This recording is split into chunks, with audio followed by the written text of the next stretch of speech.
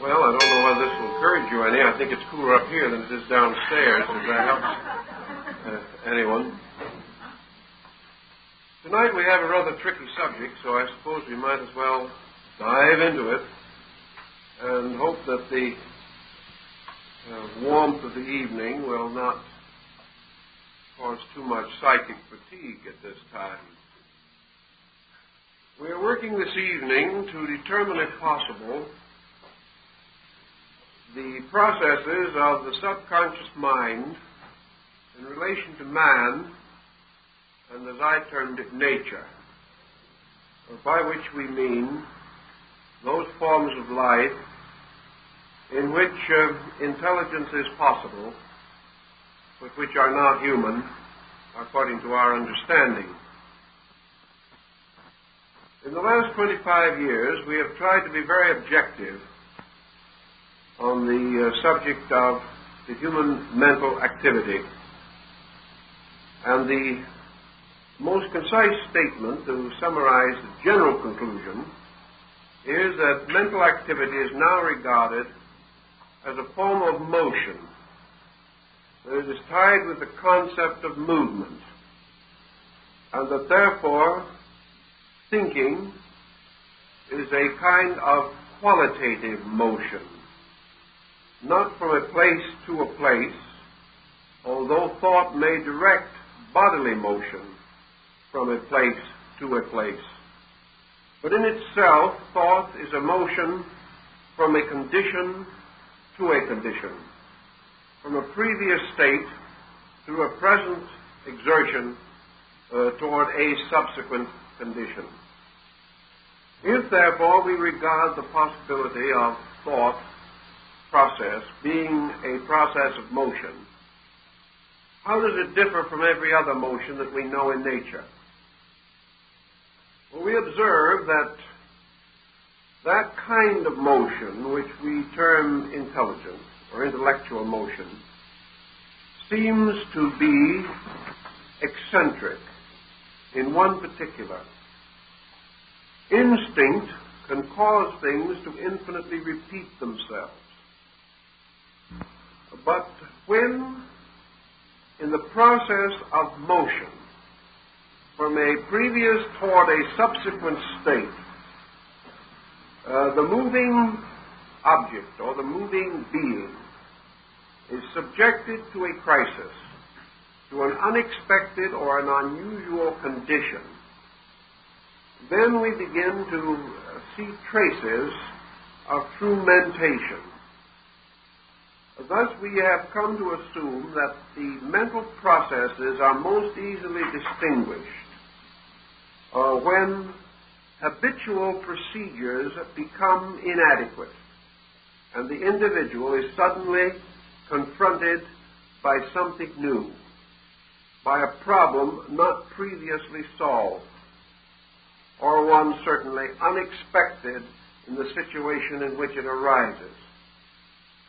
We immediately observe that under such conditions, the individual is capable of a kind of activity by which he increases the total intellectual substance of himself.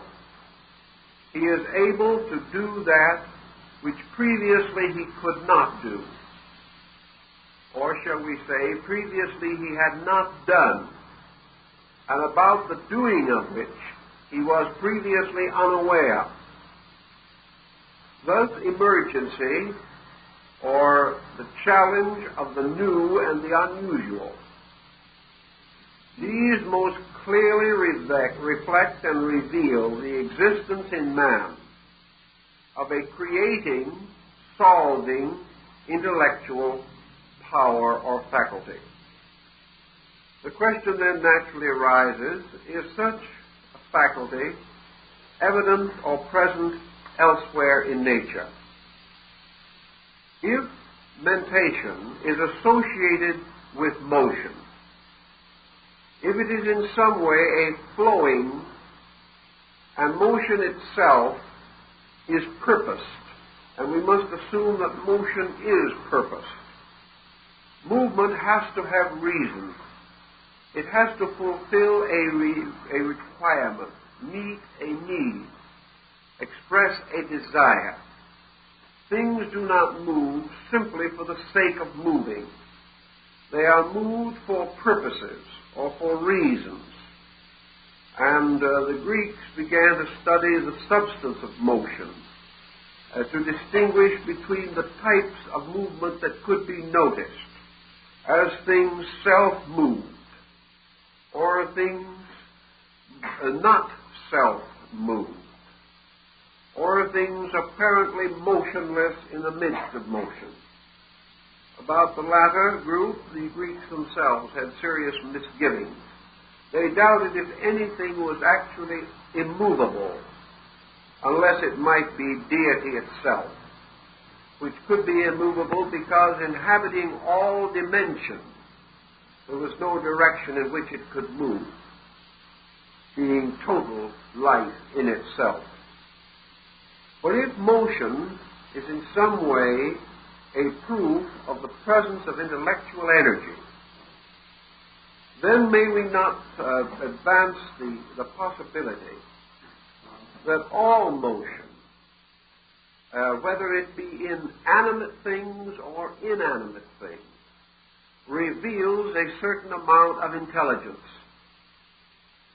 The French Academy in the last century sought to discover the nature and substance of intelligent energy, and they finally came to the conclusion that energy did show certain rudimentary forms of intelligence.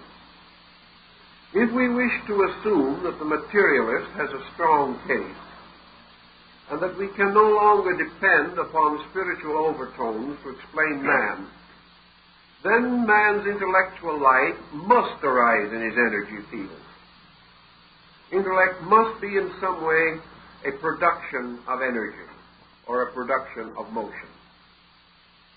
Now we observe that in motion, all things moving are governed by laws of their kind.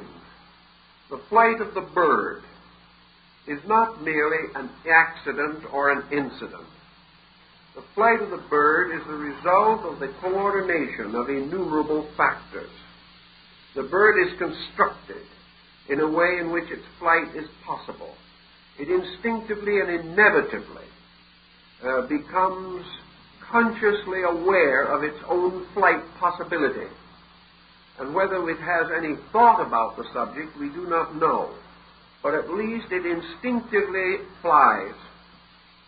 And that there has to be a certain education involving mind potential would seem likely from the fact that the parent birds have to teach the young bird to fly, and that the bird resists this education to a degree and must gradually be indoctrinated with the rudiments of the kind of life to which it belongs before it assumes the full responsibility for flying, which is its natural right.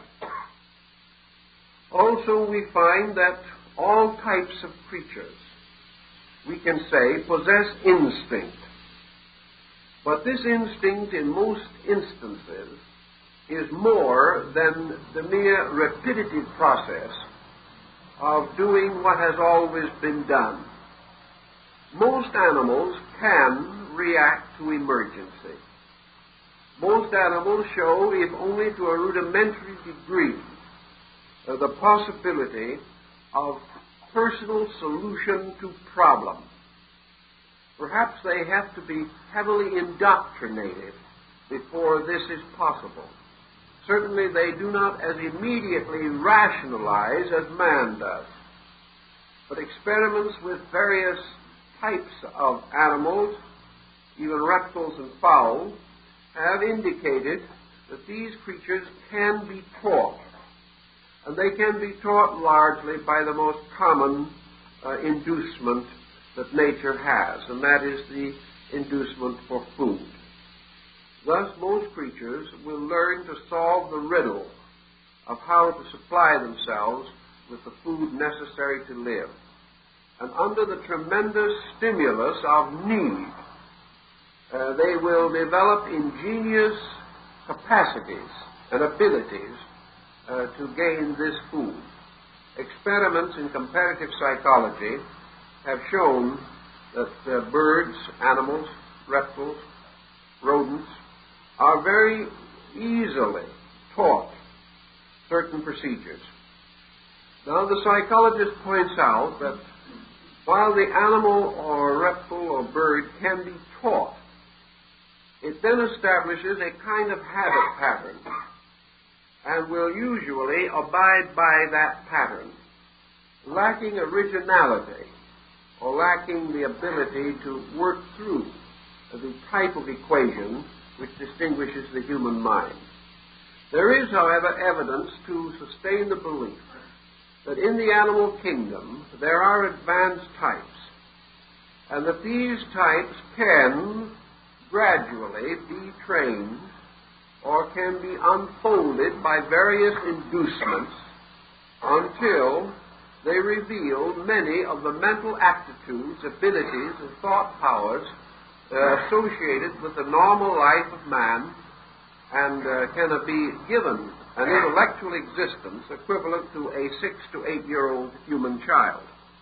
Therefore, we cannot say that the intellectual faculty is entirely absent. Now, when we start working with less animate things, let us take almost any kind of structure you wish to consider. For example, plant life, which is still, however, more or less animate. But let's go back to minerals and the cleavage of crystals. In this procedure, there is a definite indication of law and order. We would be very unhappy indeed if any of the reasonable patterns of consistency upon which we have learned to depend should suddenly be reversed. The falling object reaching the ground, the experiments of Galileo with the pendulum, the various motions of the heavenly bodies, the inclination of the Earth's axis, all of these kinds of things play a very large part in our lives, whether we know it or not. And we would be greatly dismayed if any of these procedures suddenly became eccentric or departed from their reasonable probabilities. We could be in serious trouble almost immediately if water did not consistently run downhill. This situation, however, has to do with motion. Now, what is it that prevents many of these motions from becoming eccentric? Presumably, the interaction of various factors. These factors working together seem to bind a particular form of life into a structure from which it cannot escape. Actually, however, we have no way of being certain that nearly every so-called lawful process in nature, any consistent methodology with which we are acquainted, any procedure that goes on through the ages, filling us with confidence that it will indefinitely continue, any such procedure may very well imply a motion with intelligence. We do not know that it does not. We assume that it does not. And we are against another subject of difficulty, even to the psychologist, although he is beginning to sense its implications. The only thing we can seek for in estimating the intelligence of other forms of life is the kind of intelligence which we ourselves possess. It is conceivable that there are other entirely different types of intelligence, that the tests of our intelligence may not exhaust that which can be considered the true expression of intellect, that what we have is a highly conditioned form of intelligence we know. And as we study it more and more, we realize something else, namely that gradually what we call intelligence has been conditioned perhaps from an original pattern of instinct. Today, the intelligence of the average human being is not strictly his own. His intelligence is derived from a variety of factors and circumstances moving in upon him. For example, his intelligence might be seriously injured if his memory failed him. And yet memory and intelligence cannot be regarded as identical. What we call intelligence is often merely the folk way of solving a situation or problem. Less and less are we actually required to express individual intelligence. Thus we live in a comparative security resulting from common processes which we share together and about which we have a broad acceptance without understanding. Deprive man of all of these additional outside modifying conditions and block out of him the memory of them, leaving him only with a primordial group of faculties with which to work. And it is quite certain that his reflexes might not be at all what we assume they will be today. Thus, intelligence to us is schooled, trained, and educated. It is influenced by propaganda, advertising, promotion. Our minds are subtly, constantly impregnated with ideas that are not really our own, and about which perhaps we have very slight true knowledge. We see this more and more with the gradual disappearance of individuality. The great struggle of the person today is to retain his own individual position in mental existence, and he is having ever greater difficulty doing this. He is finding heavy penalizations on such procedure. The easy, the inexpensive, the efficient way to live today is in complete conformity with broad patterns of acceptance. This conformity is not true thinking. It is not really very different from instinct. Instinct perhaps arises in the blood of things, conformity in the experience of things. Instinct may be a pressure from within us, but conformity is a pressure from around us. And it is difficult to say whether instinct or this pressure constitutes the more lawful cause or dynamic behind activity. We must, generally speaking, accept the fact that the average person thinks only in emergency and gradually protects himself more and more against such emergencies as may cause thinking. Thus, in matters of originality, we have always a poverty in times where intellectual energy is not individually developed. We are style conscious. We are habit conscious. We allow other people to make up our minds in almost every detail for us. Perhaps this is a kind of collective thinking, but if so, what does it actually amount to? Is it essentially different from the collective type of thinking which perhaps made certain social existence possible to the savage, and also, as instinct, perhaps still dominates a large part of the animal and plant worlds? We know that plants have a certain ability to discriminate, to sense value, and that, among other things, they will struggle desperately to reach light, to reach nutrition, or to survive by adjustment to very difficult situations. Thus, survival, in one way or another, seems to drive all things on. And the primary motion in nature is the motion towards survival, towards continuance. a will to live. Now, can a creature, totally without mentation, have the instinct to survive? This has been a very moot question. Whether, for instance, the little vine that struggles out of the dark cave and finally manages to throw one feeble branch into the light where it can secure a necessary form of life, does this little plant know that it is striving to live? Perhaps it does not know. If it does not know, is this important? Does the fact that it does not know its own motive detract from the intellectual validity of the action? If so, where does this leave man? How many human beings know what they think with?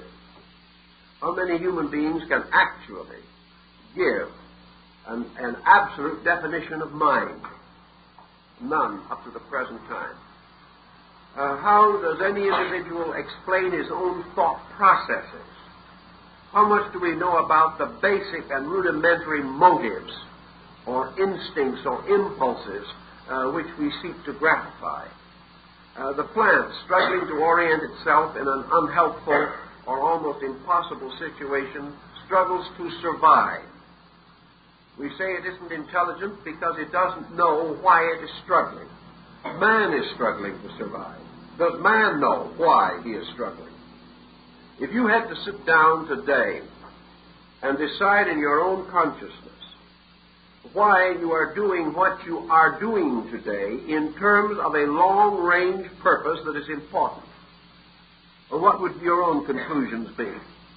Would you have any reason that you could give for your immediate struggle to live a little longer? Why do you want to live a little longer? Is there anything important that you are doing? Is there any important reason for your continuance? You are seeking perhaps to do some common good. As a nation, we want to live a little longer. Why? What is the average American citizen's vision of what he can do toward the condition of his country 100 years from now? Has he any concept of such thinking? Or is he living completely in a series of motions, the substance and essence of which he does not understand very much better than other more primitive forms of life? Man can talk about these things more volubly than any other creature. But having talked, has he said anything? And if he does say anything, does he know what he is saying? These questions affect psychological thinkers and, by extension, philosophical thinkers, because as yet there's been no way of successfully differentiating between psychology and philosophy, and we sincerely hope they will never find one, because without philosophy to give it purpose and meaning, psychology will never solve the enigma of the human mind with which it is so profoundly concerned. The ancients were not aware of our utilitarian perspective on things, but they also had certain essential concepts which they held to be valid. To ancient man, particularly I'm thinking of the classical Greek culture at the moment, mind was a kind of psychic entity. Mind was a being. Mind was not merely a condition of physical energy. Mind was not a byproduct of function. Mind was a superior kind of creature inhabiting a body. The Greeks represented this in several ways. They conceived at the root of things the existence of a universal mind. And this universal mind they regarded, if not as deity, at least as one of the primary attributes of divinity itself. The universal thinker was the demiurgus, or formator of the world. A universal mind moving from itself, accomplished all of the works of creation purposefully. These works were according to the mind of God, according to the will of God. There was at the root of all life intellectual purpose. The nature of this purpose might not be immediately available to man. It was not given man that he could read the mind of God, but it was given to divine mind that it could know the workings of the parts of itself. Therefore, while man could not fully understand God, God, representing the totality of mind, could understand or accept or differentiate, rationalize concerning the infinite diversity of creatures within its own substance or composed of its own nature.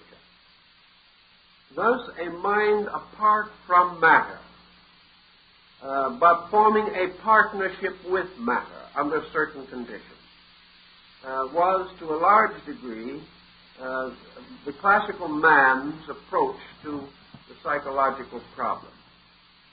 And as we go on today, digging more deeply into mental phenomena, we are becoming more conscious of its profundity, less inclined to regard it merely as an incidental part of physical phenomena. Even the modern psychologist of the Western school, who is not particularly given to abstractions, has become amazed and intrigued at the dimensions and proportions of the mental universe.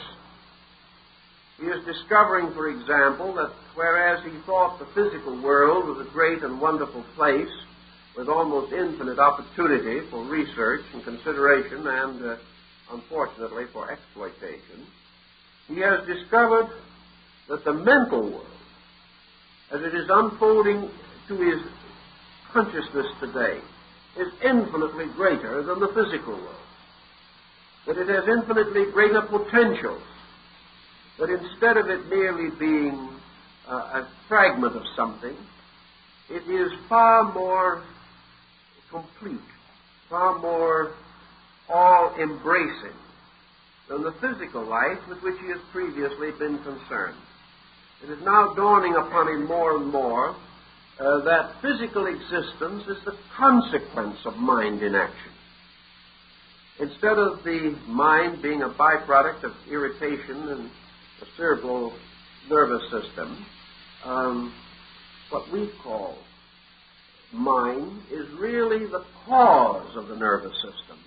That behind physical matter is this tremendous impulse, a rational, reasonable, conscious impulse. That this impulse projects body. That evolution is not the growth of form, but the growth of mind through form. That growth is not really merely the expansion of body, but the unfolding or ideating of energy. That the plant that is unfolding its leaves is bearing witness to flowing energies. That everything that we have previously regarded as purely physical is suspended from a life principle. And psychology has become intrigued with the possibility that this life principle is best understood as mind. Unfortunately, however, we are at another impasse. We are moving in the right direction, but we are too much inclined to love the idea of finality. Each new discovery we make is ultimate, and we have to reform and revise our thinking periodically. Even though we finally lift the veil of matter and discover mind, we must yet lift the veil of mind, because we certainly have not come to the end of our search for these sovereign realities that are at the root of existence.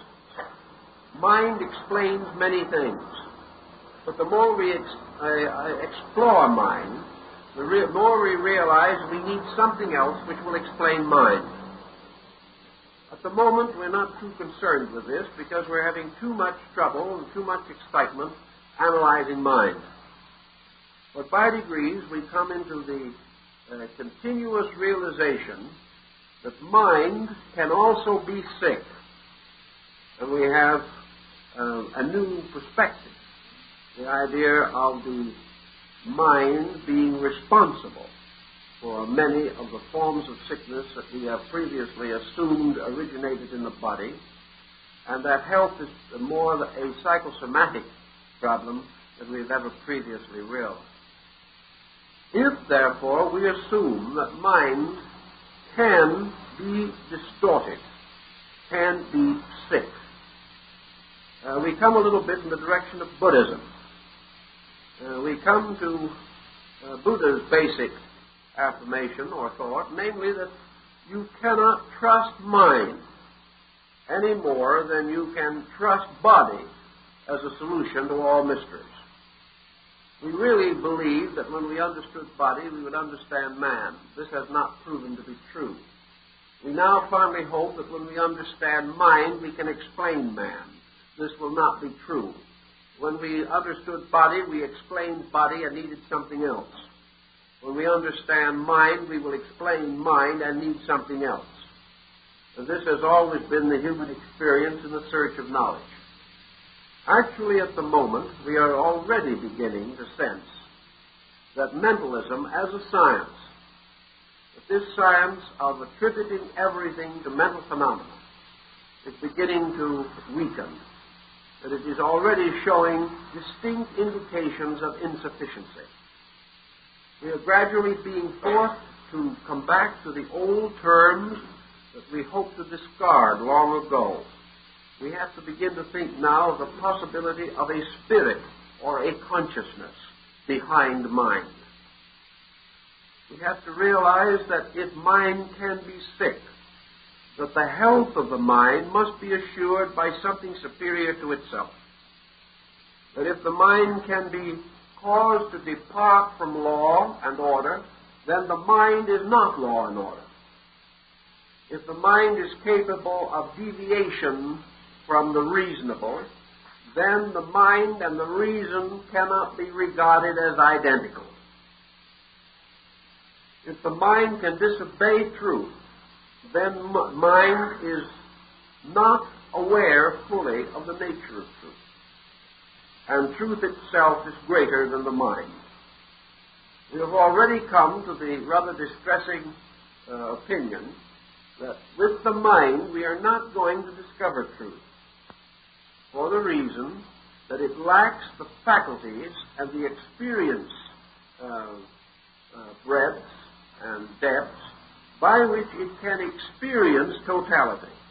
And what it cannot experience, it cannot know or define. Thus the mind becomes again a link or a stepping stone to something else. And we have to go further and deeper in our search for the true explanation of things. In the quest, however, for a solution to our mental life, several schools of psychology have come into existence, each with somewhat different attitudes, each with somewhat different findings. And these differences themselves remind us that where difference of opinion can exist, absolute fact is not yet attained. For had we actually the truth, we could no longer be in a state of uncertainty or conflict or opinion. The reason we are in opinion is that the fact is not actually commonly available to us. The various types of consciousness with which we have gradually come to be concerned may be divided in several ways. We'll use one very simple division now, which will serve the present purposes adequately. We can say we have a conscious mind. That is, a mind that is focused on the level of objective awareness. It is the kind of mind in which there is no mystery. Or at least there is only one mystery and we never worry about it. And that is the mystery of why it's there in the first place.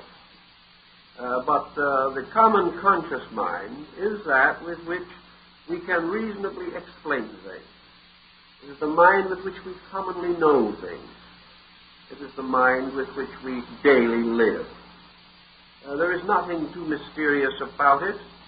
For instance, we have a certain attitude. We wonder why we have the attitude, and the moment we wonder, we realize that we read it in the paper or that a friend told us, and we know how we came to possess this particular opinion. Or we can trace the functions of this mind to adequate antecedent causes. And we also can assume with reasonable certainty that its consequences will be consistent with its present directives. Thus we have no mystery, no great problem. But then there is another part of mind with which we are not nearly so familiar. And that is a mind which seemingly locked within us and below the threshold of our common experience seems to throw constant pressures into our lives. This kind of mind is full of mystery because it causes us to do things we do not understand and often to do things we do not want to do. It contains within itself depths which we cannot easily fathom and frequently results in temperamental, personality problems which almost frighten us. It is in this part of thinking that we suddenly realize that we do not know why we do what we do.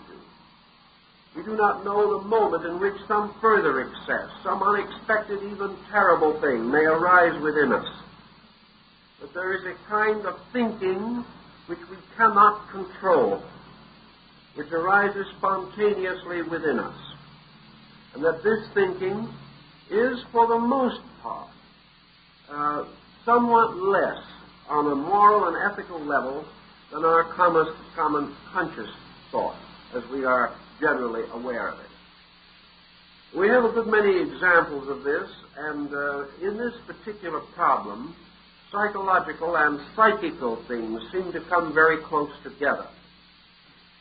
We observe what has been psychically referred to as obsession, in which it seems as though another being or another personality takes hold of us, and that we seem to, in most instances, find ourselves in servitude to a pressure, a kind of being that is inferior to our normal selves. It is not uncommon to have cases come in of individuals who regard themselves as proper moral persons. Yet under the certain pressures of these obsessional situations, morality disintegrates. These individuals become crude. They become dissipated, profane. They become guilty of conduct which outrages their normal and natural attitudes and sensibilities. Yet apparently they have no power to control these pressures that move in upon them. Nearly always it has been observed that where these pressures move in, that they are inferior to the total personality. They represent apparently fragmentation within the personality, in which certain parts only manifest themselves. And these parts are not equal to the total personality from the standpoint of ethical or moral or spiritual levels of achievement. So out of the mystery of it all, and out of thousands of years of observation and reflection relating to myths, legends, symbols, ancient allegories and experiences, the fairy tales, the folklore, all these things, there has come a strong realization that there is within man a kind of subconscious mentation, something that represents a different level from that with which he is commonly acquainted. That this level is very difficult to bring under the control of the conscious mind. And that into this background, as into some filing system, into some deep closet of remembrances, will be stacked away innumerable impulses and instincts which are not commonly drawn upon, but perhaps through the kind of associationalism attributed to the Mills, certain present conditions can force the subjective material into objectivity, temporarily at least. It is as though the mind had a strange remembrance of attitudes and qualities, and draws forth out of its own recesses ghosts like those that haunted the castles of medieval Europe. So man has a ghost world within himself.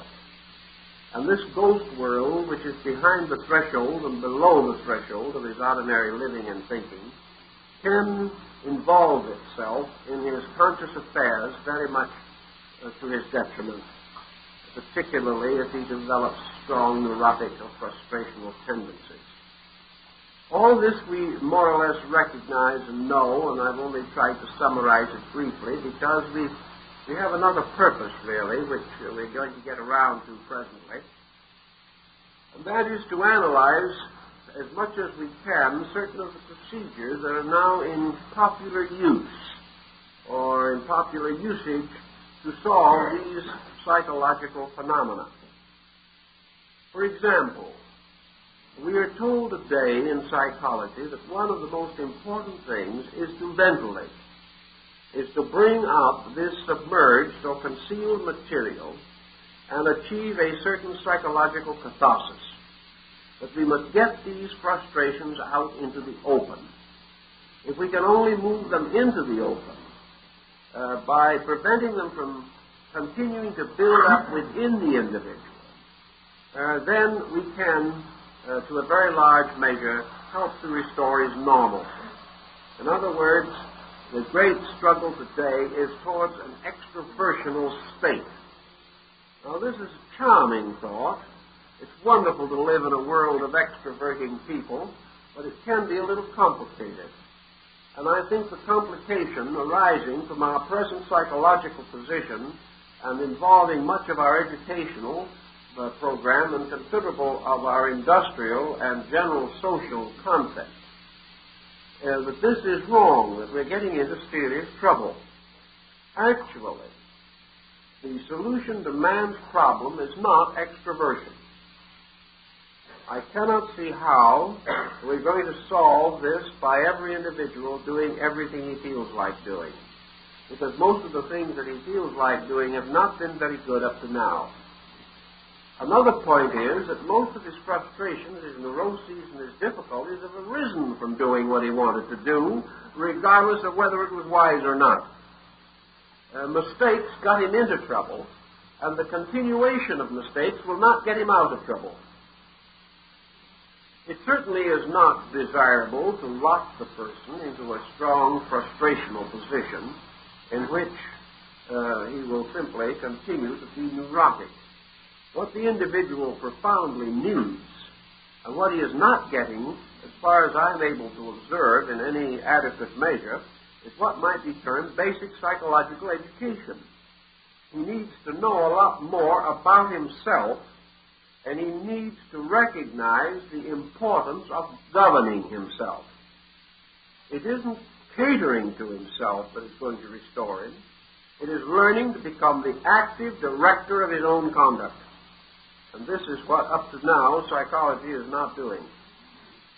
The result is it will take a person with a frustration or a neurosis or a complex and will perhaps take a year or two, maybe longer, in an effort to work out this problem. Very sincerely, very honestly, tries to bring the individual into a better adjustment with his own inner life.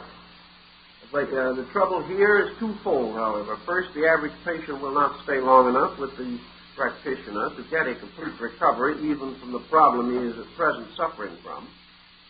And in the second place, this specialized treatment of a specialty or a situation does not actually equip the individual to cope with other situations totally different which may arise at any moment. The great need is for a solution to the basic problem of the problem, rather than an attempt to solve individual problems by themselves. The individual is much in the position of the man in medical school. He works at first from charts, and he learns where all the structure and organs of the body are located. Then he performs his first dissection and finds nothing is where he thought it was going to be. He cannot develop a sufficient theoretical knowledge to enable him to solve all of his problems without certain recourse to essential facts. And in psychology, essential facts are abstract and difficult to test. And it is very essential that the search be made for them with all diligence. When the child, for example, is being brought up under the new psychological attitude of being a complete extrovert, the family is no longer able to endure the child. Neither is the neighborhood in which the child lives. The child that is undisciplined is a misery to itself and a misfortune to others. Now, we would think that people observing this would then take a greater interest in their adult relationships with discipline. We would begin to suspect that mature persons would say to themselves, the good life is the disciplined life. It is not important that I gratify every impulse and every instinct that I have, because this program of constant and continuous gratification is habit forming. And when it is continued long enough, it destroys all determination, all inclination, all regard for discipline. Today we are gradually becoming one of the least disciplined people on earth. And as a result of that, our resources in emergency are strongly affected, in this case adversely. If we wish to assume that there is within the individual a subconscious nature which is a bit of a reprobate, or certainly with strong inclinations toward delinquency, which most people must, under pressure, admit to be the case, then the problem is the re-education of this internal life. How did we make it in the first place? How did we get an interior nature full of frustration and full of negative circumstances? The materialistic psychologist will tell that one of two causes had to be responsible, either heredity or environment. The hereditary factor is open to considerable consideration and discussion. Environment, perhaps, can be regarded as a strongly modifying factor. In fact, some schools are satisfied merely to base their entire case upon the importance of hereditary modification or direction of conduct. All right, let us assume that the adverse influences of childhood, the circumstances of the broken parental home, the failure of intelligent guidance, indifference to child needs, perhaps poor nutrition, perhaps all of the neurotic and psychotic pressures of adults moving in upon the child. All of these things help to make the child sick. Now, if we wish to assume all this, we come to a dangerous situation as the child grows up. We have written an elaborate bill by which we have justified this child in being impossible. We have made it obvious to the child that its conduct is not its own fault, that it is a victim of circumstances, that it is rather well headed for disaster, in spite of anything it may do. There is, of course, the prevailing possibility that if this child, now grown to adulthood, and being the victim of his ancestors, is willing to further be a victim, but to the tune of several $1,000s for therapy, he may in time work out of this ancestral complex. It may take him years. He may have gone through many tragedies before he even discovers that such a correction is indicated or possible. I am quite convinced that in our philosophical system of thinking, our basic understanding of man, that this procedure is not sound. There are cases where it can be used effectively. But to trust the entire hope of the final mental normalcy of our race upon this concept is not wise. We've got to get into this matter a little further. I think the Chinese have a good deal of information to give us. If, for example, a child can be adversely affected by environment and be conditioned by forces moving in upon it, the adult in later life can in various ways affect its own internal life in the normal and proper courses of living. If wrong attitudes have made us sick inside, right attitudes can assist us to correct this sickness. Now, we were not made sick under the supervision of a physician. Our bad attitudes were not carefully calculated for us. We just accumulated them, gratifying our own habits and attitudes and desires. Actually, therefore, the correction is not necessarily a matter for a trained person. The correction is the individual's ability to recognize his own faults and do something about them. He knows more about himself than any other person can know. It will require hundreds of hours of analysis for a good psychologist to find out as much about an individual as he actually knows himself, if he is willing to admit it.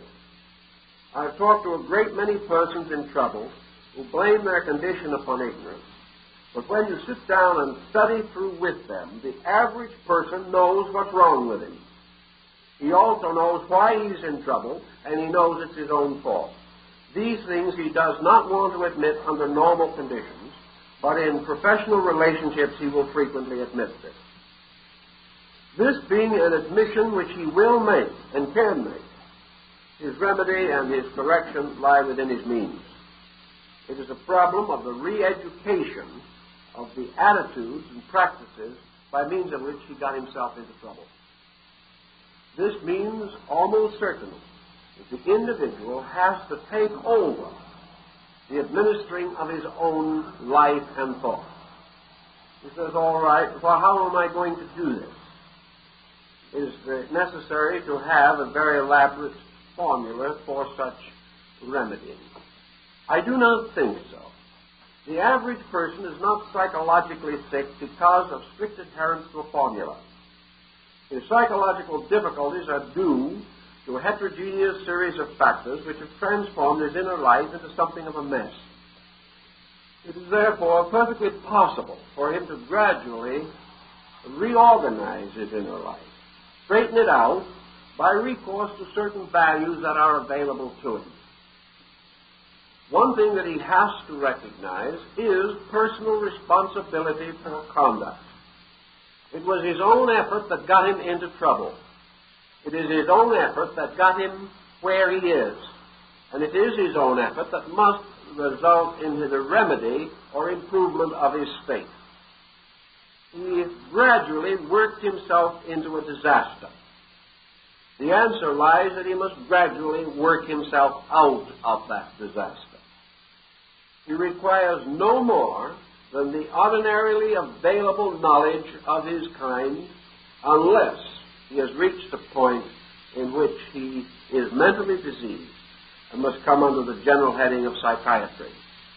But for psychological difficulties in their various stages of development, the individual can, if he so desires, solve most of them for himself with the instruments and tools generally available to him. Now, there are two important instruments with which he can operate. One is religion and the other is philosophy. Both of these are of great antiquity, and both of them were calculated originally in their natural way to meet the very problem with which he is confronted. Man's religious and philosophic life has been autocorrective to his personal neurotic tendency since the beginning of recorded thought. Nearly always you will find the worst-oriented individual is the one in whom philosophy and religion are deficient, or in which they have been perverted to fanaticism of some kind. A person with a strong, solid, honorable, spiritual, or philosophical conviction is seldom out of his depth. It is therefore the general decline of man's spiritual life, particularly his philosophical insight, that we can at this time observe the rapid increase of his psychological difficulty. Psychology has become powerful and important in a century in which man's spiritual and philosophical values in the West have constantly and consistently declined. This means that man, in neglecting the development of his own internal life, has made himself subject to sicknesses of neglect. When he neglected hygiene, he was subject to the plagues. When he neglects mental hygiene, he will be subject to the peculiar plagues that result from this form of neglect. And unless he takes hold of the situation himself, he cannot really achieve a solution. Religion attacks one of the most basic problems of psychology, and that is fear.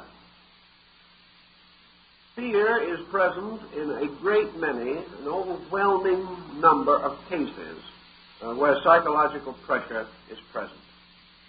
Fear is man's lack of personal confidence. Fear is the individual's sense of futility, the sense of the magnitude of the circumstances around him and the inadequacy of himself. Fear, philosophically, cannot exist in any nature in which there is a strong statement of values. Fear can only come where faith is weak. And if faith is strengthened, fear is weakened. Thus, in the basis of all of our internal sense of normalcy, we must have this victory of positive faith over negative fear. How shall we achieve this in our common experience in life? We must achieve it perhaps through re-education of values, through reorientation of our own attitudes toward life. Confucius gives us a rather interesting and important guide to the solution of our problem. He points out that the great trouble with most persons is that when they desire education, they choose a subject and master it, thus gaining insight into a subject.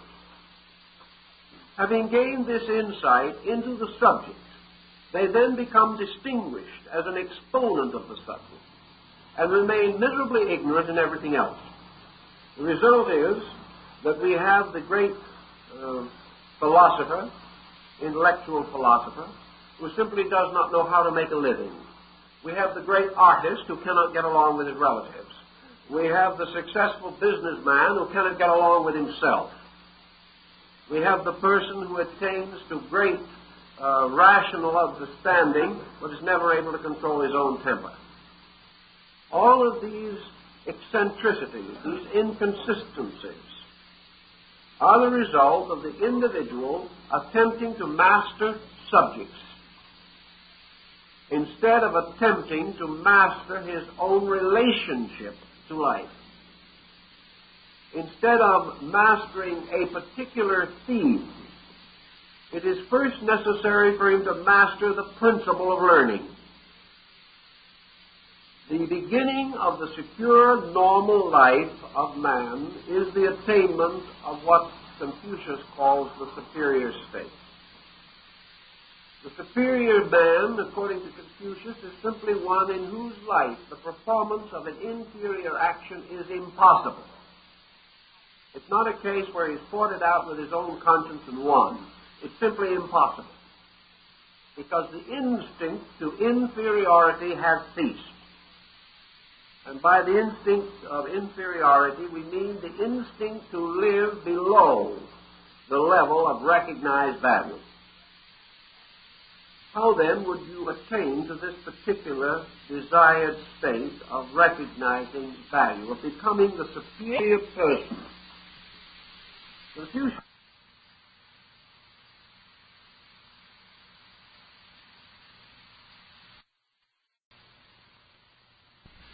it must be through the real pleasure of pleasing to do these things. So Confucius pointed out that the thing to do was to forget the problem of getting better. And in his school, which he ran for a number of years after he retired from public life, Confucius simply forgot all about making people better. Rather, he taught them to enjoy themselves doing good things. He taught them to enjoy writing good poetry. He taught them to enjoy riding horseback well. He gave them opportunity to share in music, in art, in artistry, and in drama. He sat with them and played musical instruments, and they sang together, and they enjoyed it. There was no emphasis whatever upon being better. There was merely the realization that if you were a Chinese gentleman, you enjoyed good poetry. And so, being desirous of being a gentleman, certainly, you enjoyed good poetry. At first, perhaps you knew nothing about it, but gradually, through familiarity, you did learn something. Then you studied the classics. There was no talk about being better. You were simply being exposed to culture. You were being exposed to value. You were gradually developing new standards of taste. These standards of taste you accepted because they were associated with the people you respected. You recognized that the great poet and the great scholar in China was an honored individual. He was a superior kind of person. Therefore, there was much inducement to share in the honors and recognition which he received. No discussion of being better. Simply the process of naturally growing. Not trying to lift some part of your nature. Not saying, I will control my temper if it kills me. Or it probably will kill you. But rather, I will write great poetry. I will love good books. I will walk out in nature and enjoy the sunset. I will enjoy good things and beautiful things. And I will like to be with people who are by nature noble and virtuous and honorable. So by degrees, Confucius, as he explains it, lifts the total nature. He doesn't make one part of the mind stronger than another.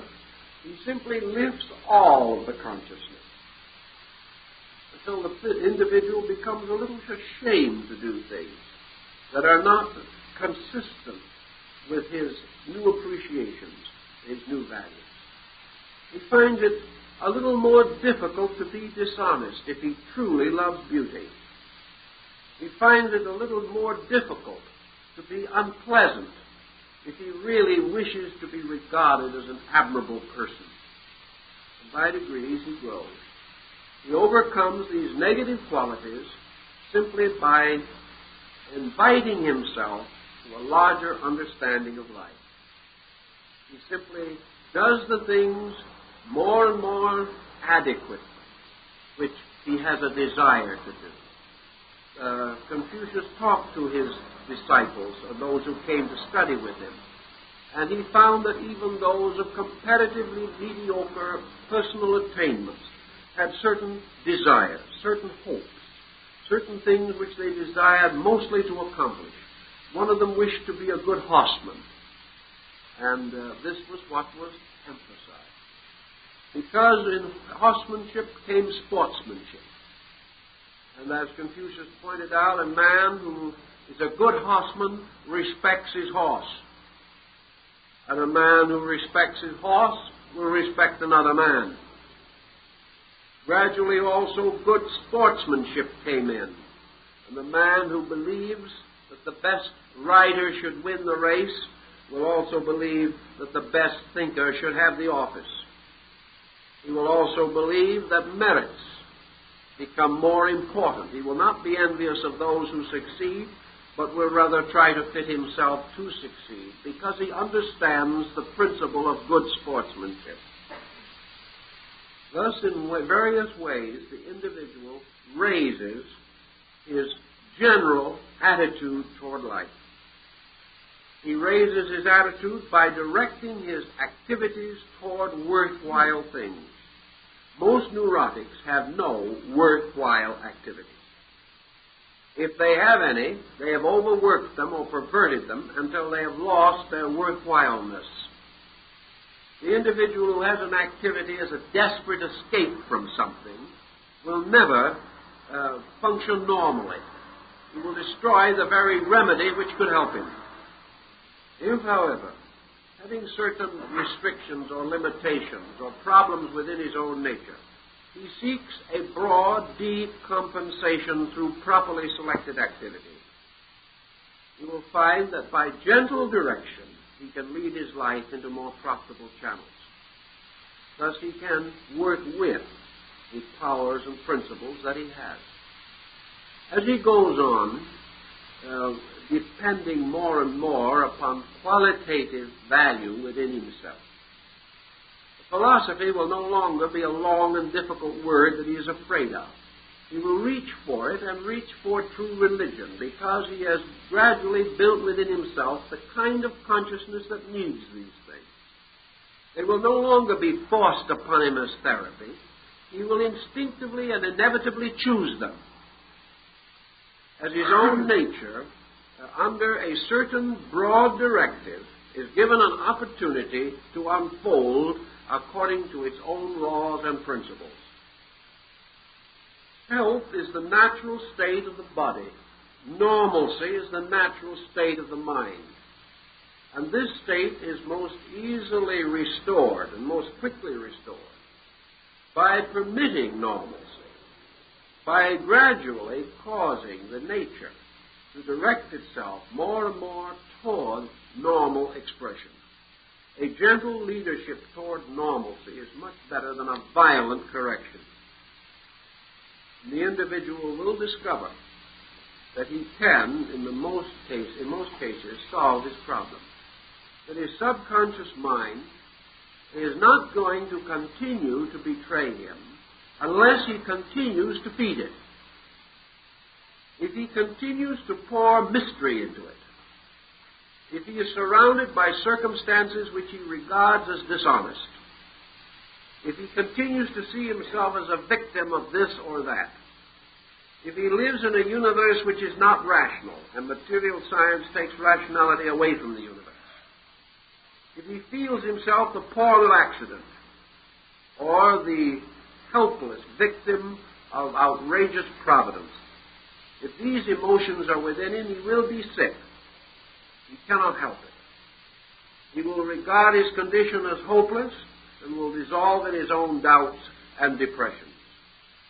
Therefore, he has to gradually work through an active philosophy of life. He has to recognize that without rational directives, without convictions that are stronger than circumstances, he can never be truly healthy. Now, a great question has arisen in psychology, and it's being argued all the time, that man may, in his search for some spiritual integrities upon which to build a foundation for life, fall into superstition. That some of the things that he believes may not be ultimately true. That his faith may be wasted on something that is not worthy of his faith. I do not think that this is nearly as important as we make it sound. I don't think the ultimate integrity or validity of a belief is its primary value. We know we live in a relative world, but man is internally incapable of an absolute knowledge of value. Therefore, it is quite possible that what he believes today must be reformed tomorrow. But this does not mean that a belief is not valuable. If the belief is basically beautiful, if it is basically constructive, if it impels the individual to that kind of conduct which restores normalcy and makes him a better citizen, then I think Lord Bacon was correct when he stated that there is no superstition worse than believing that everything is superstition. And that it is far better to believe all the fables of the Koran and all the mysterious stories of the Talmud than to believe that this universal fabric is without a soul. In other words, we must nearly always believe something. When we believe something bad, we are neurotic.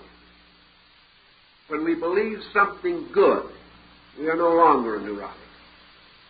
We have courage, we have values, we have expressions, we have confidence. And in these strengths, we find the possibility of more adequate and more normal personal function. So I believe that the answer to a large number of these questions that psychologists have been working with lies in the reorientation of the total person, educationally, philosophically, scientifically, religiously.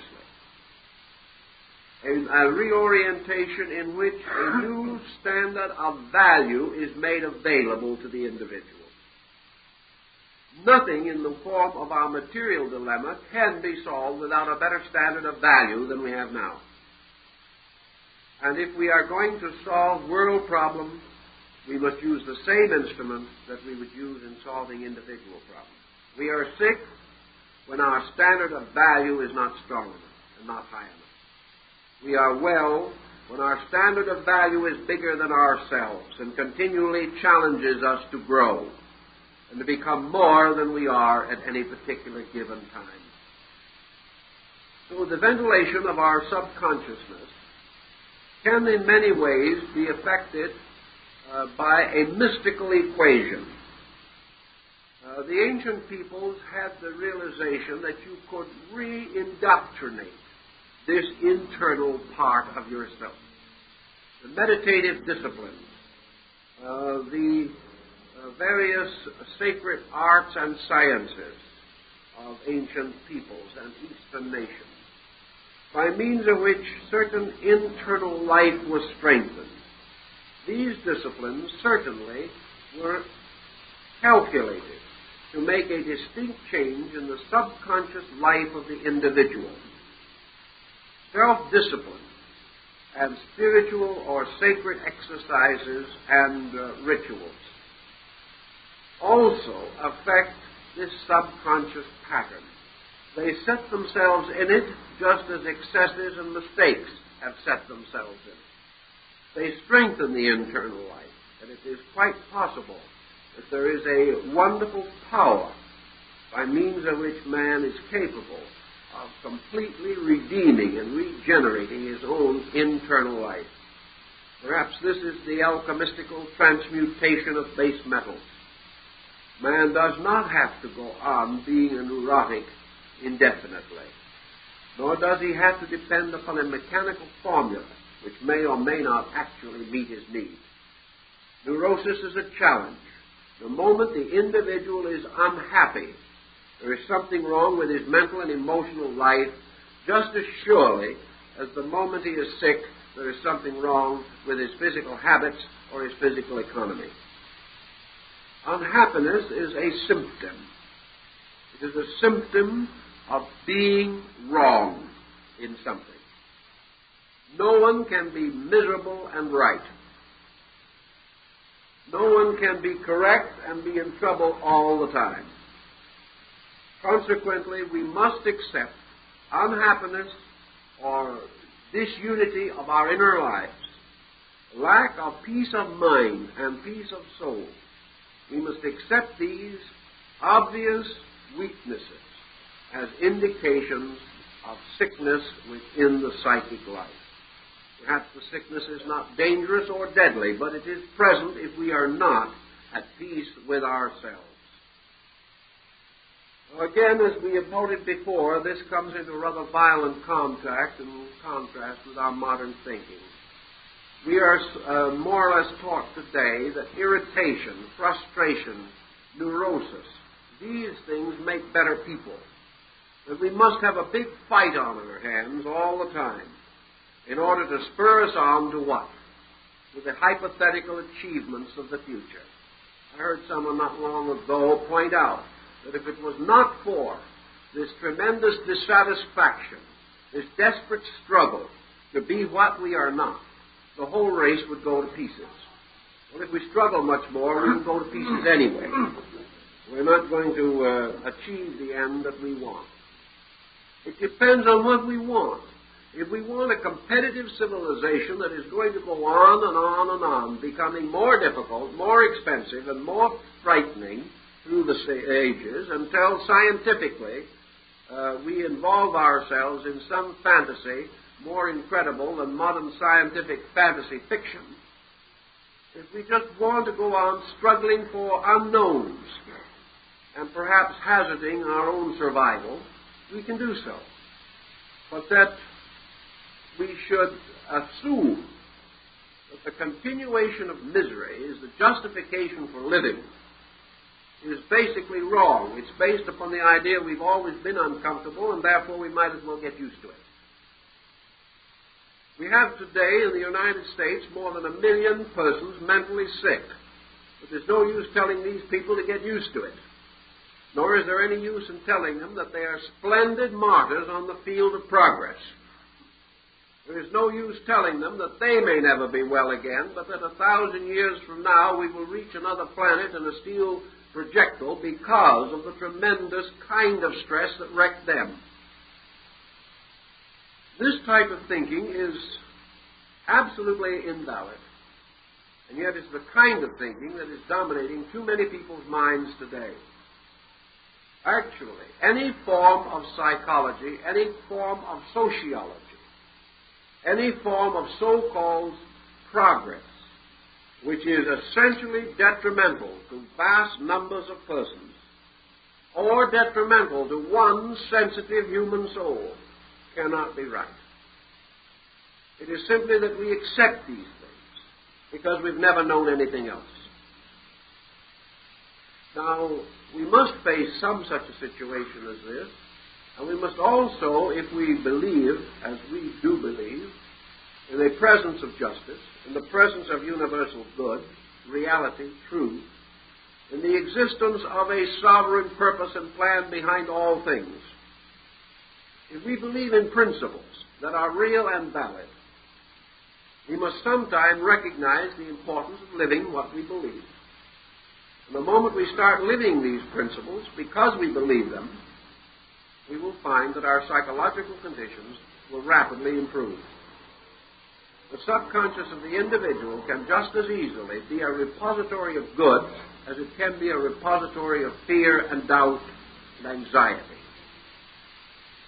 Now, how can we achieve this in terms of subconscious projection? Again, the Taoists of China have a very interesting concept, and that is the possibility of the visualization of a transcendent state of self. An individual, for example, who develops a bad complex, continues through a period of time to build up a delusion. That delusion, finally taking over the subconscious form of or nature of his being, forms a kind of entity in the psychic field. You can call it a psychological obsession, if you wish. It may not be the kind of demon that they talked about in the Middle Ages, but it certainly exercises a demoniacal force upon the person who has permitted himself to build up this psychic parasite in his own nature. If, therefore, a person can build a negative entity which can ultimately destroy him, is it not also possible that the subconscious mind of man has a purpose? That this purpose is not merely to make him suffer. That the subconscious mind of man is also the greatest potential source of growth, if he can cause it to retain certain values that are essentially right. Thus, the re-education of the subconscious can be conceived as possible. The Chinese believed that it was done by means of visualization. They believed that it was perfectly possible for the individual to internally visualize himself as he should be, visualize the values and purposes and qualities of his true life. In other words, visualize his true self. Visualize himself much in the aspect of Emerson's Oversoul. Visualize himself as a divine being, a being living at peace with all things, a being dedicated to the service of good, a being existing and abiding continuously in the presence of the divine love and the divine will. That this being is a sacred and immortal self within man, the transcendent self, the God self. But this God self is also accessible to man. That this God self can be created in the subconscious just as easily as the demon self. Just as surely as the individual may gradually come under the obsession of a tyrannical part of his own subconscious, so he can come also, as the Sufi and the Dervish and other mystics have found out, come into the presence of a magnificent, illumined, internal subjective. But this subconscious life of man is also a magic garden which he builds within himself, that he transforms and transmutes his own subconscious by filling it with beauty, understanding, love, and piety. That he gradually also creates within himself an inner life in which he can live. That he builds out of this psychic nature a kind of magic garden like that of the troubadours. That here in the courts of love he can abide in a spiritual communion. His inner life, instead of being a madhouse, becomes a cathedral, a chapel. And as going into himself, he finds there peace instead of confusion. Gradually, this internal self becomes an archetype, a leader in the direction of positive growth. And the so-called subconscious mind of man then almost becomes a superconscious structure. It becomes the basis of his courage rather than of his fear. It becomes the basis of his growth rather than of his sickness. And the way in which this change is accomplished is through the establishment of the nutritional habits by which the patterns are cast into the subconscious from the conscious. If these things must come out, they must first go in. And that part of our consciousness which is due to experience moves from the outside in and then from the inside out again. If, therefore, we move from the outside in constructive and idealistic value, and that takes up its repository in man, this in turn moves out once more into objectivity as a source of inspiration rather than as a source of fear or doubt or sickness or destruction. It is not, therefore, necessary to assume that this subconscious must always be burdened with difficulty. Now, the problem of the subconscious brings with it another equation, and that is the possibility of the existence of a collective subconscious. Namely, that there is in the universe itself a stratum which corresponds with each of the individualized functions or powers of man. It may therefore follow that if there is a conscious mind in man, that this conscious mind is derived from part of the conscious mind of the world. If there is a subconscious mind in man, that this also reflects or reveals in some ways the subconscious mind of all nature. And that from this subconscious mind of nature, man receives impressions or impulses from archetypes, or from the great plans and patterns of life. Let us then assume what we have to assume, namely that man's mind, conscious, superconscious, subconscious, unconscious, whatever department we wish to consider, that this mind is not primary but secondary, and that behind this mind is something else, which we might term consciousness, or perhaps more correctly, being. Certainly Buddhism would not permit it to be regarded as consciousness as we know it, but rather a state of inevitable and eternal existence. If then there be a source in man, or by means of which man is brought into awareness with natural cause, with archetype, with divine purpose, or the oversoul of nature, as may be implied from archetypal dreams and archetypal experiences of one kind or another, then it would appear, as Dr. Jung points out, that this subconscious mind is like a deep pool, and that occasionally something will break off at the bottom of the pool and gradually float to the surface. and that pressures or circumstances or forces long and deeply hidden may come up gradually to our awareness from deep sources previously unsuspected. Therefore, we can assume, if we wish to, or at least suspect, that there might be something in the subconscious content of man other than merely the consequences of his own mentation. Assuming that there is a strata that is really a constant circle, vicious or otherwise, of his own mental psychic operations, perhaps there is something else. Perhaps the lower, deeper, and innermost parts of the subconscious are in some way connected with or associated with a still deeper and more recondite level of natural existence.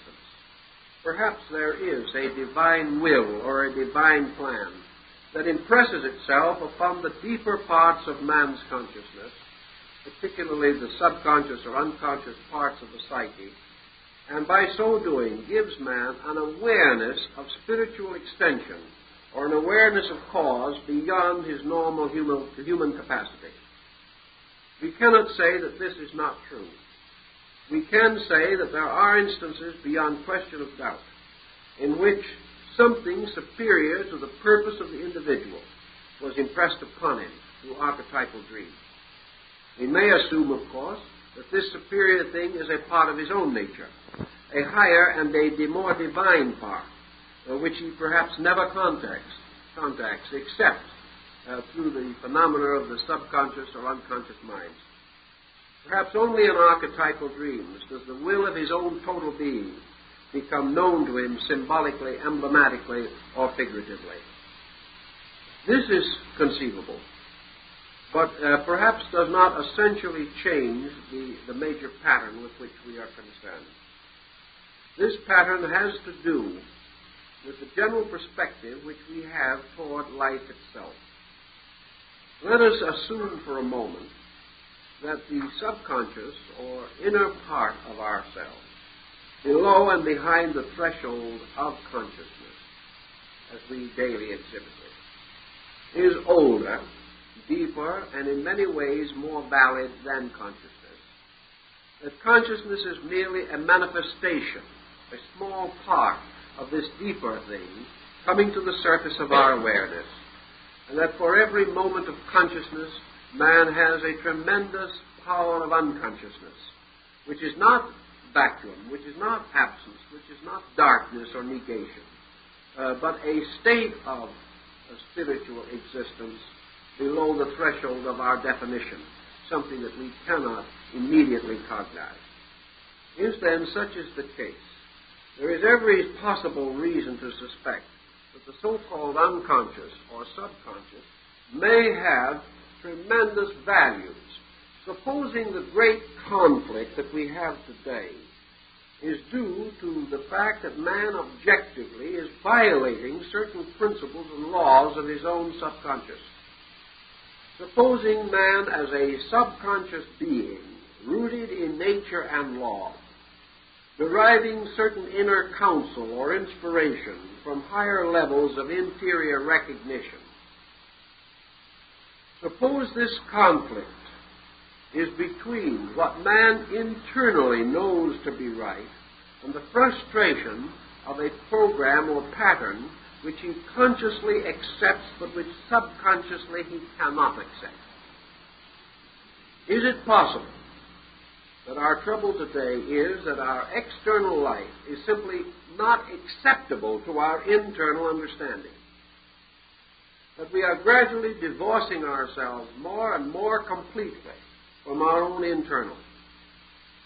That actually, with this procedure, which we call living today, this entire total expanse of life with which we are familiar, has nothing in common with the essential purpose of consciousness? We may pretty well assume that this is so.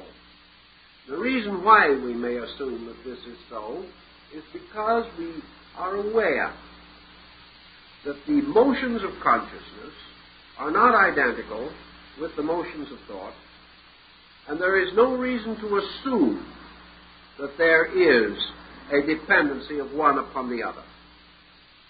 If man has an existence as a spiritual being, if he has an existence as a unit within the total consciousness of a universal being, if man has any consciousness superior to that of the material sphere in which he exists, then this material sphere and its concerns must be comparatively meaningless to that superior consciousness. The only possible and reasonable relationship between them is that man is here for the purpose of certain experience growth.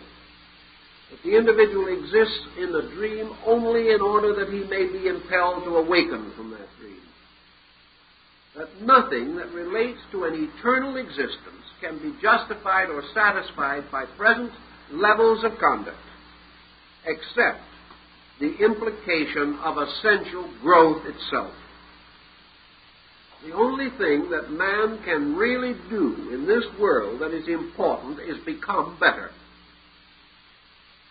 The only thing he can do with this world that will help him is to gradually and magnificently outgrow its limitations. By becoming better, we do not necessarily mean egocentrically searching out its own salvation, but through whatever activity, through service, through even martyrdom, through the greatest impersonality and detachment, but by whatever virtue appears to us to be most virtuous, man fulfills himself in this world only by the fact of becoming a better being. All other values relating to this world are at best indirect attainments. They do not contribute to the principal motion of man. For the last several thousand years, not long ago, just a few days ago, I was making quite a survey of the history of the Ottoman Empire and its effect upon the rise of North African and Near Eastern culture. It's quite a book, quite a study.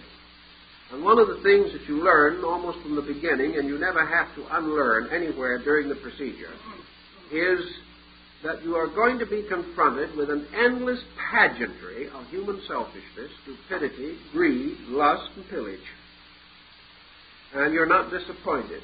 A good sultanate or a good caliphate in that particular period was an island of grace in an ocean of blood. There were only a very few really outstanding, benevolent persons.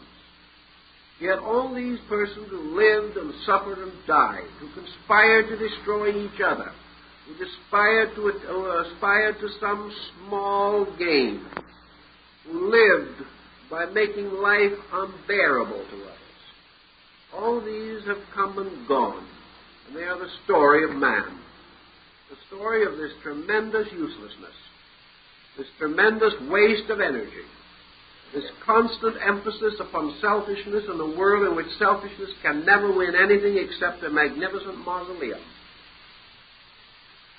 If man internally knows this, and if he has any consciousness superior to his objective consciousness, he must know it. If man knows this, there in itself is a magnificent reason for a wholesale neurosis. The only answer that can protect man from neurosis under such reasoning is a still deeper reasoning, by means of which he discovers that all of this terrible travesty, this incredible disaster, as our human mind and thought interprets it, is a necessary part of an essential growth. We cannot but remember the thinking and the wonderful words of Vyasa in certain sections of the Mahabharata, where he explains how all of these phantoms of life and death, the phantoms of killing and being killed, are all strange dreams and illusions, and that out of the entire mystery of life comes the final realization that nothing is lost, nothing dies, nothing actually fails. This tremendous internal insight must also lurk somewhere in the rudimentary basic parts of man's consciousness.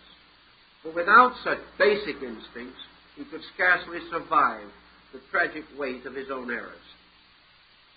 Somewhere all of this is locked in man's mind, or it could not come out through the voices of the poets, through the great religious revelations, through the magnificent philosophies that have led the world. Men know these things, but they are not able as yet, apparently, to organize this knowledge into a program of personal conduct. Yet today we are training people, thousands of them, to be counselors, to be psychologists, to take the places of the old counselors that men knew. That instead of going to the family minister or the family doctor or the village judge, we now go to the counselor. We go to him primarily to get over a trouble that presently burdens us. But we cannot get over this trouble merely on a mechanical, physical, materialistic formula. This trouble is deeper than this. This trouble goes to the very root of our own consciousness. This trouble goes into the frustration of the individual who is not able to grow and be himself, perhaps does not even know how to grow. So a complete and total reorganization of our educational outlook and our approach toward life, an education based upon an idealistic foundation, is the only adequate solution to our problem. We can never limit man. We can never make him sufficiently physical so that he will forget that behind this physical being there's something else. There's something that is starving and dying for expression and release. And this struggle between our subconscious pressures and our conscious living may be quite different from what we have generally presumed that it is, or assumed it to be. But this conflict goes into the deepest stratum in which is locked, perhaps, the only real knowledge we have, the knowledge of our own purpose and destiny, which is not consciously available to us, but is unconsciously present as an equation. It is this unconscious equation that makes us forever dissatisfied, makes us forever, like the story of the pilgrim in the hymn of the Robe of Glory, ever seeking something greater, something nobler. And like Odysseus returning from the Trojan War, forever sailing in quest of our own native land from which we have departed. This search for home, this search for spiritual value is always a search within. And this search within now takes us to the threshold of an infirmity. And perhaps this infirmity tells us most clearly what is wrong with us, because it shows us that we are so living on the outside that the inside of the cup is not clean. It shows us that instead of being able to turn into ourselves as we would enter into a place of worship, we go into ourselves as into a strange sickness and must seek to escape from ourselves constantly in order to escape from this sickness. Man, the noblest creature, with this tremendous potential that he possesses, is actually afraid to search inside of himself. He's afraid to let down the bonds and barriers which he has built, loose the torrents of his own internal dissatisfaction. He is unable to curb or check the measure of the sorrows and pains and pressures that are within him. This should not be, and psychology should be among the first groups to work with this particular equation. I rather like the thinking from a psychological standpoint on this of some of the early Buddhist doctrines, where I feel that in many respects the Buddhists and Vedantists are very close to the true answer to the entire mystery. We wonder sometimes why nearly all religious and philosophical groups of antiquity and even of the modern world have recommended a kind of asceticism. We wonder why they advocated that their disciples depart from worldliness and seek quietude in the deserts or in monastic orders or in convents or places of seclusion. This idea of giving up the world. I think what they were striving after was to release the sensory life of man, which is locked so tightly upon objectives. As long as man thinks, lives, and feels in terms only of things around him, he will never escape from the vicious fixation in which he is captured. he is going to constantly be the victim of this vicious circle. He will never be able to turn with relaxation to himself, and he will never be able to enter into himself and find there anything that is pleasing to him, while his inner life is loaded only with the reactions of his physical intensities. Most of your great mystical teachings, your Sufis, dervishes, Druzes, and many other sects, have emphasized that as man relaxed the pressures of externals, he at the same time became capable of living with himself. The moment he was not fighting things on the outside, the spirit of war died in him. The moment he was not under the pressures of jealousy and greed and fear and doubt and worry, when these things ceased, his inner life became immediately more placid. Quietude, then, came from the relaxing away from the intensities of personal attachments and interpretations. In our Western way of life, these intensities are increasing every day. And attachments, of course, can be those of negative fear. I've received a half a dozen letters in the last 3 months of individuals in a state of complete terror over the possibility of atomic warfare. These people are frightened to death. They are not going to wait to die naturally or supernaturally from the bomb. They're going to kill themselves in the meantime. They are completely terrified at the possibility of the destruction of themselves by this form of warfare. Yet these same persons are comparatively indifferent to the fact that if there is no bomb at all, they will also destroy themselves. Bomb or no bomb, they're going to be in trouble. Because the fear they have of the bomb is merely a redirection of a fear that they have previously had in everything.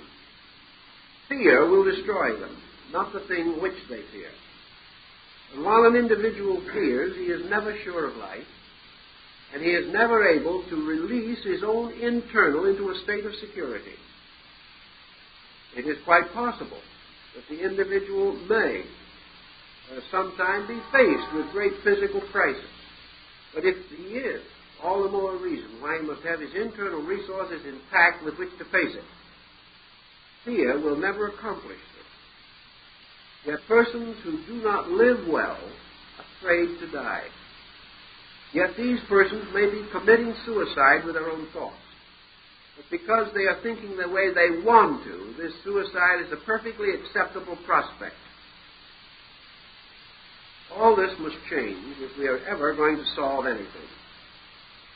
And the way in which it must change is that the individual will either be forced by nature, and perhaps through the very instrumentation of something like the atomic bomb, or by some other factor. Man will be required by nature to break away from his unhealthy over-addiction to phenomena. He will be shown by nature that he cannot invest his happiness all in external things. He cannot depend for his existence upon success, as he calls it. He cannot be satisfied only by those things which belong to his own external life. As long as he is willing to trust himself to the fate of externals, he will rise and fall with these externals. He will be impoverished every time the stocks go down. He will have a momentary flurry of exultation every time they go up. But whether they rise or fall, he will ultimately destroy himself, or he will pass out of this life impoverished because his mind has been on the wrong things. Psychology should teach us to reintegrate around standards of essential value. Should teach us that once we have integrated our inner lives, we can then administer any external thing with reasonable security. It is not that man has to give away everything he owns and become a mendicant. It is that the individual must have value within his own nature. And having attained integration, integrity in himself, He can use all the privileges of living without abusing them. He can solve the problems of material society because he has integrated himself. But without this internal integration, he cannot survive any of the shocks or stresses which naturally come to him. Consequently, it is possible, in fact very reasonable, to assume that man's subconscious mind, which has been plaguing him, is also a plastic substance, which, if it is properly molded, will be the heroic shape of strength within himself. That which is the fear demon is also composed of the same substance as the hero of the world. Man's heroic self can also be internally visualized, built, strengthened by an understanding of the laws governing the power of mind and memory. The subconscious, therefore, can be gradually transformed into the powerful directive which, moving out into his external life, will put it in order. When the subconscious mind is as strong in virtues as it is now strong in pressures, the individual will live a healthy physical life. Integrities are without pressure. Pressures are without integrity. We cannot have both. As long as we are moved from pressures, there is something wrong. We are moved without knowledge. Education, in the true sense of the word, removes pressure. Any individual who is pressureful is ignorant, regardless of how much he knows in terms of schooling. Pressure is chaos within self. And this means that the person has not integrated his own cosmos. He is not master of his world or master of the sphere of life in which he exists. All these things tell us, as the Zen-shu points out, that man's mind is performing tricks on him. The mind is indeed the possible slayer of the real. The mind is indeed one of the most subtle of all instruments. It is part of the power that still works for good while ever scheming ill, as Mephisto says in Faust. The mind of man is a wonderful servant and a horrible master. The individual who gradually gains achievement or victory over the various doubts of his own intellect will find mind a wonderful instrument for the accumulation of experience. But until this mind is honest, until it accepts experience without distortion, until it records facts without prejudice, until it escapes from bondage to ignorant superstition and fear, until it is honorable in its registering of values, and there's no longer merely catering to the weaknesses and insecurities and immaturities of human nature. Only when it is mature can it serve man. Now, the maturity of the outer mind is not possible. Maturity does not lie in the objective consciousness of man, because this consciousness simply records. This consciousness is now. This consciousness is the kind which gives us the records and evidence of immediate happenings. The present consciousness of man deals with news, as the press tells us. The subconsciousness of man deals with history. And the difference between news and history is rather obvious. All news is gradually becoming history. All history has become news in some time or other. But the important thing is that history is a pattern. It is a consecutive record of news. It is news made moral by reflection. It is news made spiritual by the revelation of the effect of cause and the cause of effect. It is news, therefore, brought into something that can be philosophically examined for the purpose of contributing to the well-being of the individual now. If Adolf Hitler had really studied history, he would never have permitted himself to be a dictator. It is news that the conscious mind records. In the subconscious, this news becomes history. It becomes the basis of philosophy. It becomes the basis of contemplation and reflection. In the subconscious, we have the records of the consequences of things we have done. And we are constantly being plagued by the proof that negative attitudes can only destroy. We have therefore much to learn from it, much to gain from it, if we use it wisely. But if we continue to drift in our old accustomed ways, permitting ourselves whatever excess of thinking may come along at the moment, and then run merely to the mental physician in time of emergency, we will be in almost continual emergency. We have, to a large degree, conquered the ailments of the body. There are a few that still must be conquered, but we are beginning to suspect that those that have not been conquered belong to the sphere of the mind, and that is the reason we have not previously been able to conquer them physically. We believe that many ailments, difficult to diagnose, difficult to prescribe for, are actually psychologically founded within the conscious life of the individual. In any event, we are gradually going to work out diagnosis and therapy on the level of mind. We are going to gradually be able to take care of certain problems of the mind with more efficiency, more understanding, more wisdom than ever before. But just as surely as we do this, we are going to develop a new group of ailments. They are not going to be physical, and they're not going to be mental. They're going to relate to something else. They're going to relate primarily to the interval between man's conduct and the universal law in which he exists.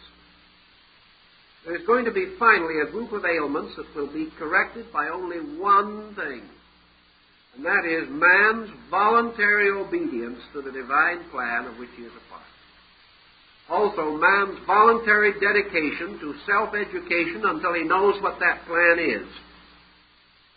He is going to find that the end of religion is to obey the law. He is going to find that the end of science is to find out how to obey the law completely and efficiently. And that the end of philosophy is to discover the rationale by means of which it becomes evident to all thoughtful persons that obeying the law is the greater good. All of these processes mean that first we must obey the laws of the body to be healthy physically. Then we must obey the laws of the mind to be healthy mentally and psychologically. Then we must obey the laws of the infinite, which is beyond these other factors, in order that we may have total adjustment with consciousness. Now, it might seem that these laws of the infinite are a long way off and represent a further state of development far from our present condition. But these three steps are present every day in our lives. Each one of us must obey certain physical laws now in order to remain healthy, and obey certain other physical laws, such as those of traffic, if we wish to remain alive. We must also obey certain psychological laws. We must obey those laws which have to deal with certain repressions, certain frustrations, certain inhibitions. If we do not permit ourselves, for example, to get rid of our grudges, get rid of our animosities, and begin to hold some rather kindly, pleasant, and constructive thoughts about things, very rapidly we get so sick we cannot endure ourselves. There are laws here that we have to obey now. There are also spiritual laws which we also have to obey now. And those laws have to do with the great basic motivations of why we do anything.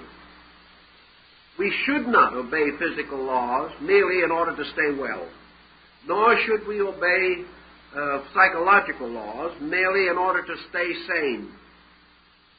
It is our privilege and our magnificent opportunity through our understanding to obey all laws for one value beyond all of this, namely that these laws reside in the love and wisdom of God, and that to obey universal law is to prove that we love and respect God, and that we do these things not for fear of punishment, nor hope of reward, but because it is natural and proper for the human being to worship the Creator and the great creating power of life in which he exists through the simple obedience to the will of that Creator, who tells us through his revealed saints and prophets, if you love me, keep my commandments. And this is the basis of health, that we are good and are wise and are noble, not because we primarily wish to be healthy, but because we wish to be right, because we wish to worship truly the creating power of life. And if out of this power and determination to worship, if out of the natural love of God we do all things well, then whatever other needs we have, psychologically, emotionally, and physically, will naturally move to their own solution. If we search first for the kingdom of heaven and its righteousness, all other things shall be added unto us. And if, when from right motive, we keep the rules of life, we shall then, as a byproduct of this right motive, enjoy health, happiness, and peace of soul. These are the things we should be learning. These are the things our teachers should be telling us. Because this is the way which not only leads to our own security, but to world peace, the brotherhood of man, and all the good things that need doing.